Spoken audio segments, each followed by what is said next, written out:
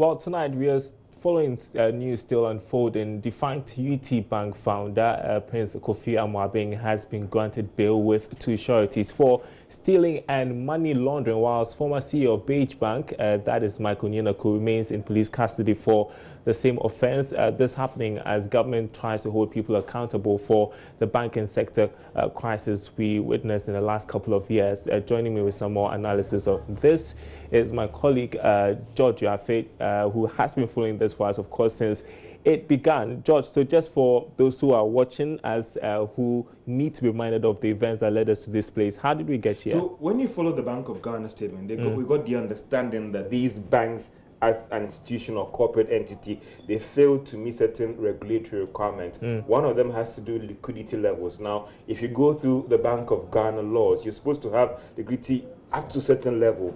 Now, if you fail to have this, Bank of Ghana is supposed to come in within a certain period and take an action on that. And that is one of the reasons why, for instance, UT and then CAP and then Beige actually, they had to withdraw their lines. There are also issues about corporate governance flaws. Again, if you go back to the Bank of Ghana Act, it sets out clear regulations on what the regulator should do if within a particular period you have failed to meet these requirements. That is why they acted. So that is why these institutions actually lost their license to operate as a universal bank in this country. But Darrell, if you read the charges, it looks like they are targeting the individual. So this might be away from the corporate entities, as in them failing to meet XYZ requirements of Bank of Ghana, and that is why the regulator might be acting right now. Again, maybe you might move it away from the regulator. It looks like the receiver, they are going after these individuals. Money laundering and stealing, these are quite interesting. But that's what we're looking for too, right? Accountability for whatever went wrong in the organizations. And at least we are seeing this. At least it's taken quite a while, 3 years in the case of UT Bank. But at least we are seeing that there's some move to hold people accountable for what we saw happen. That's quite interesting, because if you talk about money laundering, that's a serious crime. That's a serious charge. That is not what we got to know earlier from the Bank of Ghana with respect to these institutions. So if these individuals themselves use their institution to launder money, and they have evidence, these are quite serious allegations to be made against these 2 individuals. Okay, so the people are being prosecuted, but the question remains, are the customers receiving their monies? They've not, but that will also like a two-edged sword, because there are some people who are worried that, listen, with all the so-called noise that the Bank of Ghana is making, these individuals that you claim that caused the collapse of these banks are walking around. So it could also send some signal to the depositors that, listen, we are doing everything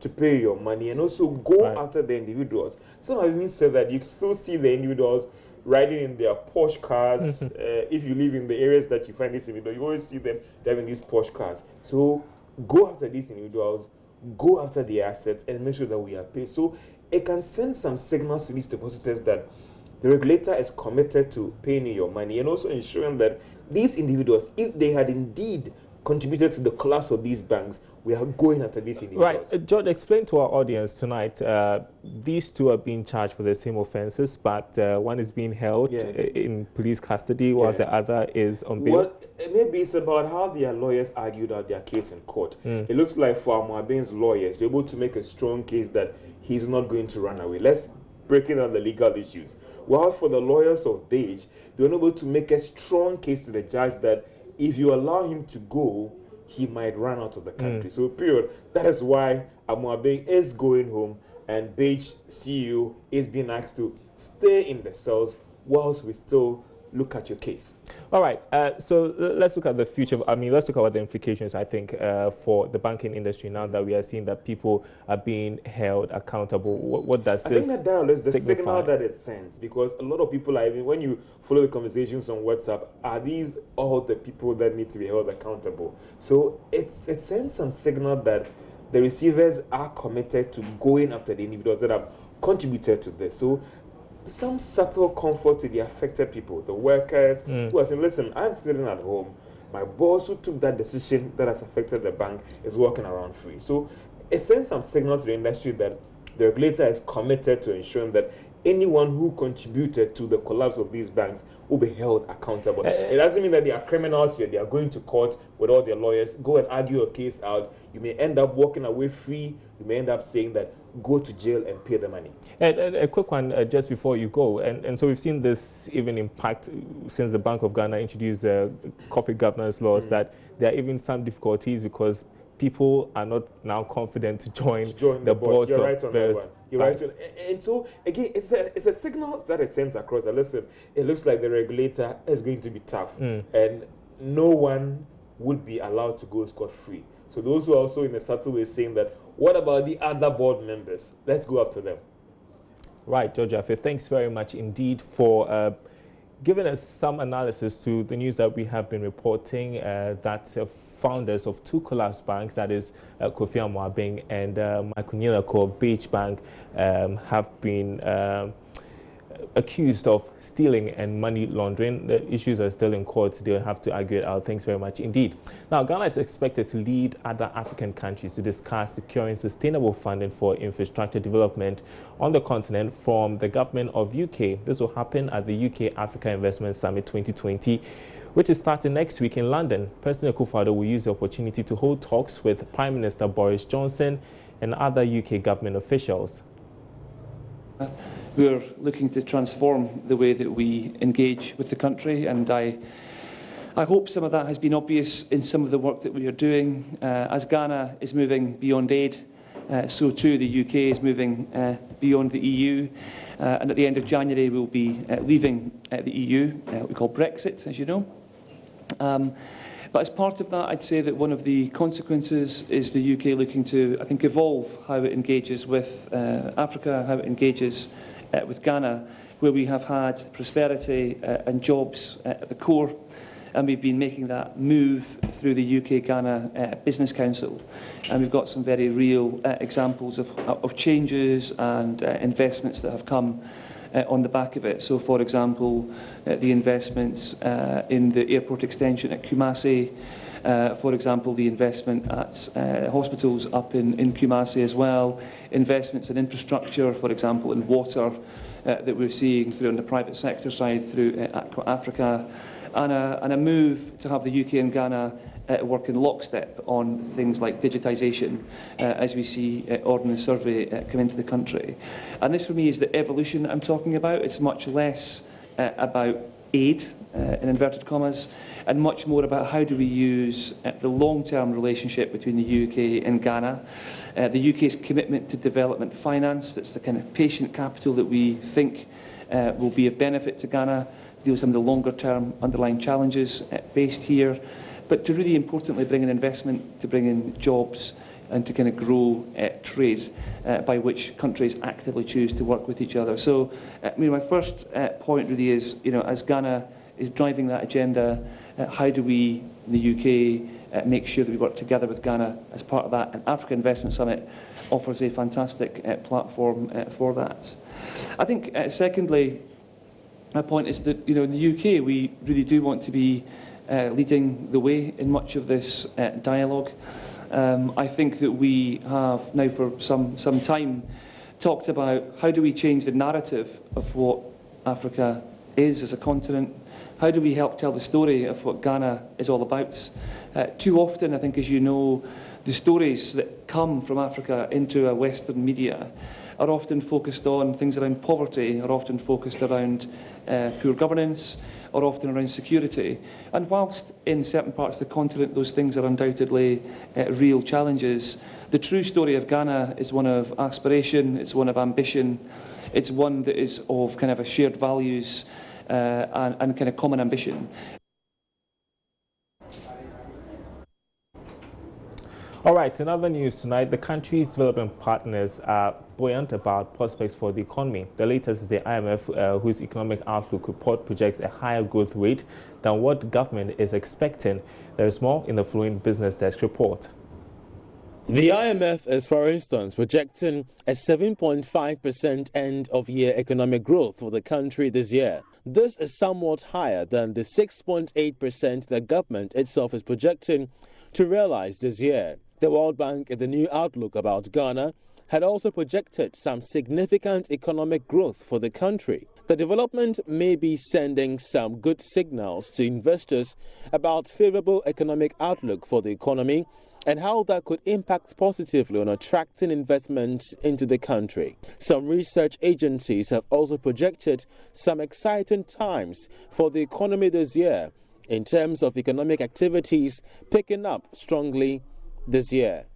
It is not clear for now what will be the drivers for this growth, whether it will be the traditional crude oil production or economic activities which will drive the expected growth. The strong pickup may also impact positively on revenue mobilization, a development that help contain the rising debt stock, which has hit 208 billion cedis, and getting the required funds for the necessary development. Now, the National Petroleum Authority has launched an electronic cargo tracking system and National Command Center to deal with the upsurge of disruptions in the delivery of petroleum products. Checks with the NPA show that Ghana loses 200 million cedis to illegal operations regarding the transportation of fuel. After years of concerns over the failure of the National Petroleum Commission, NPC, to deal with the conversion of petroleum by some drivers of bulk road vehicles to approved routes, the launch of the electronic cargo tracking system and the National Command Center are to track all BLVs. Here is Hassan Tampoli, CEO of the NPA. Some transport service providers exploited the lack of capacity of the NPA to independently confirm the delivery of petroleum products to retail outlets, and thus subjected the UPPF fund to abuse through the presentation of false claims for costs incurred for transportation of petroleum products. Indeed, it was common then for service providers to present freight claims for delivery of petroleum products to distant locations in the northern parts of the country, especially when in actual facts the products were delivered here in Accra. Deputy Energy Minister Amin Adam decried the increase in illegal pricing in the downstream sector.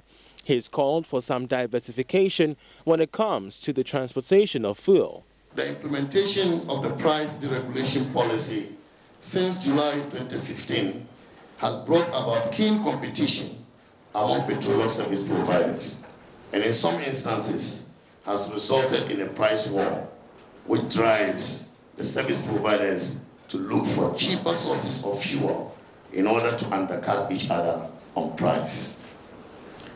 Recently, some recalcitrant providers have looked beyond reducing their margins to compete on price and are rather creating avenues to cheat the petroleum tax system by dealing in petroleum products acquired outside of the authorized and legal value chain.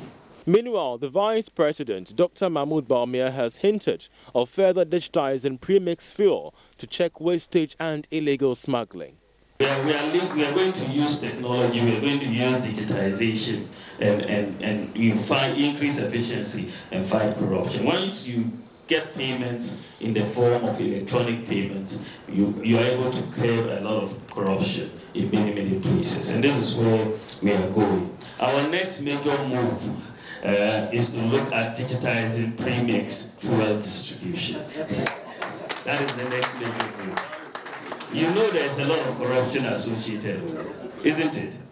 I mean, we've been trying to fight it, but we think that the best way forward is really to digitize it. We've registered all these fishing boats. We have this, so just give them the subsidies electronically and let them go and buy their own premix, and let us be done with all this problem. So that is something that we are working on, and we hope to do this year.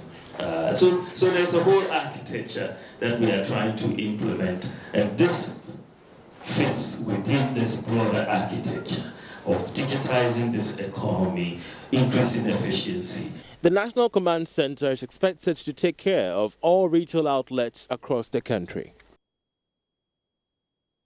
Agric Now and 23 combined harvesters and hundreds of threshers have been imported by the Ministry of Food and Agriculture to support increased production and processing of rice. This comes in the wake of government's ambition of ending rice importation by 2021. Speaking to Joy Business, the Deputy Minister for Food and Agriculture, George Odo, said the equipment have been cleared from the port soon to be distributed to farmers across the country. According to the Ministry of Food and Agriculture, over $1 billion is spent annually on the importation of rice. Shoring up production is expected to end these large importations by the year 2021. This involves the distribution of seedlings and various extension services to rice farmers to improve their yields. Speaking to Joy Business, the Deputy Minister for Food and Agriculture, George Odro, revealed machinery had also been imported to facilitate the harvest and processing of rice at the point of harvest. The machinery for the northern sector, you are talking about combined harvesters. That's what the ministry has procured a lot from Brazil and China. So we are going to send them all to the north because only the northern sector that can use the rice harvesters, combined harvesters. You cannot use them in the southern sector here because they need a field that is straight. The southern sector here, the rice fields, you have trees, palms in between. But in the north, it's not like that. So we are going to send all of them to the north. And in the southern sector, you are going to give them rice threshers and slashers to beef up their production. Okay, so overall, how many of these combined harvesters and threshers are you bringing in? I'm yet to give you the total. I know they've cleared 2023, 700 threshers and 1,000 slashers. They are all for rice production. It was cleared last Friday. He also added rice milling factories are being constructed to clean and package local rice for the markets. The milling, there are a lot. Even new Edubiase constituency, we are installing 3 rice mills now. I can confirm to you one will be ready by the end of February. That's under the one district, one factory, the one D1F policy. We chose rice mill because you have a lot of rice valleys there. So you are going to work there. But the bottom line is, the way we used to package our rice was not good. Thankfully, under the plan, one district, one factory, you had a lot of people who set up factories in the packaging of rice. With regards to recent reports of bushfires destroying some rice farms in the north, the minister said investigations are underway to determine the cause. For Joy Business, Sheila Tamaklo reporting. And that's Business Live tonight. There's more news on our website, myjoyonline.com/business. You can visit that website for the latest news, including news we've been reporting of the arrest of founder of defunct UT Bank, Prince Kofi Amoabi. You can read all about that, plus that of Michael Ninako, who is the founder of defunct Beige Bank. myjoyonline.com/business.